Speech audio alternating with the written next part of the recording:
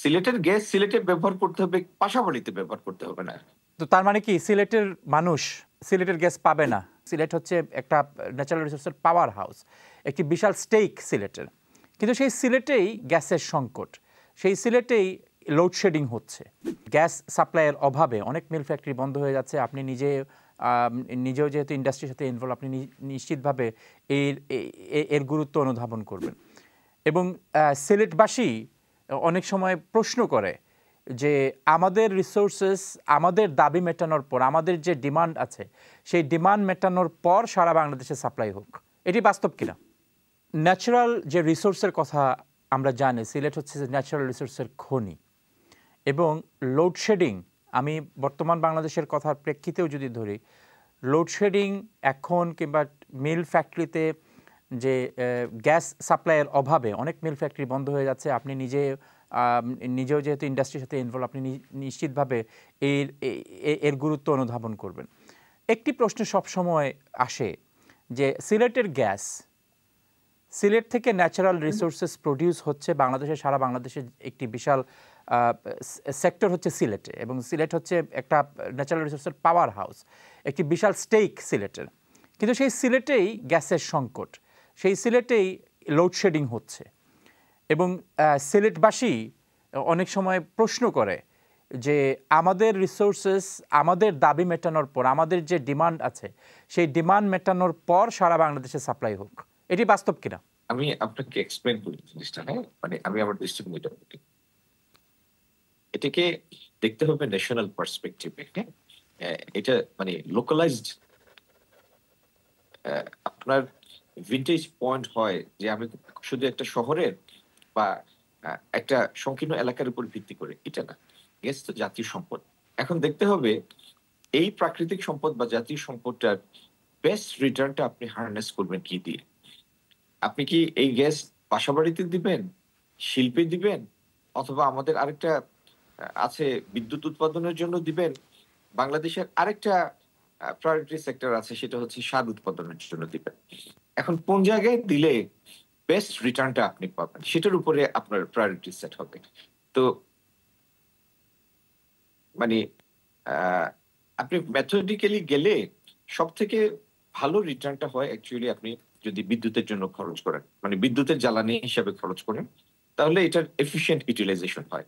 কারণ বড় বড় পাওয়ার প্ল্যান্টে, কম্বাইন্ড সাইকেল পাওয়ার প্ল্যান্টে আপনি যদি বিদ্যুৎটা দেন, তাহলে এটা হবে বেস্ট ইউটিলাইজেশন। সেকেন্ড বেস্ট ইউটিলাইজেশনটা হচ্ছে ইন্ডাস্ট্রি বা সারের জন্য। আর বাসা বাড়িতে বিদ্যুৎ দিয়ে মানে গ্যাস সরবরাহ দিয়ে আপনার দেশে অপ্রতুল গ্যাস, আবার সেই কস্টলি গ্যাস আপনি বাইরে থেকে মানে বৈদেশিক মুদ্রা খরচ করে আনবেন, এটা মানে এটা ফিজিবল কোনো ইয়ে না, পথ না। এখন আমাদের দেখতে হবে যে এই গ্যাস দিয়ে আমরা যদি বিদ্যুৎ উৎপাদনের জ্বালানি হিসাবে ব্যবহার করি, যে জায়গা থেকে গ্যাসটা উৎপন্ন হচ্ছে সেই জায়গায় সেই মানে আমি এমপ্লয়মেন্ট ক্রিয়েটের জন্য যথাযথ মিল ফ্যাক্টরি স্থাপন করতে পারছি কিনা, না পেরে থাকলে সেই জায়গাটা আমার প্রায়োরিটাইজ করা উচিত যে গ্যাস গ্যাসের উৎস যেখানে তার কাছাকাছি জায়গায় যদি আমি সংযোগগুলি দিতে পারি, বিদ্যুৎ উৎপাদন করতে পারি, এবং সেই বিদ্যুতের একটা বড় ব্যবহার আমি যদি সন্নিহিত শিল্প কারখানায় করতে পারি, তাহলে এই অঞ্চলের আনএমপ্লয়মেন্টের সমস্যাটাও মিটলো, এবং আমার জন্য দীর্ঘ পাইপলাইন টানারও প্রয়োজন নাই, এবং এটার বেস্ট ইউটিলাইজেশনটা হবে। এইভাবে আপনি দেখতে পারেন।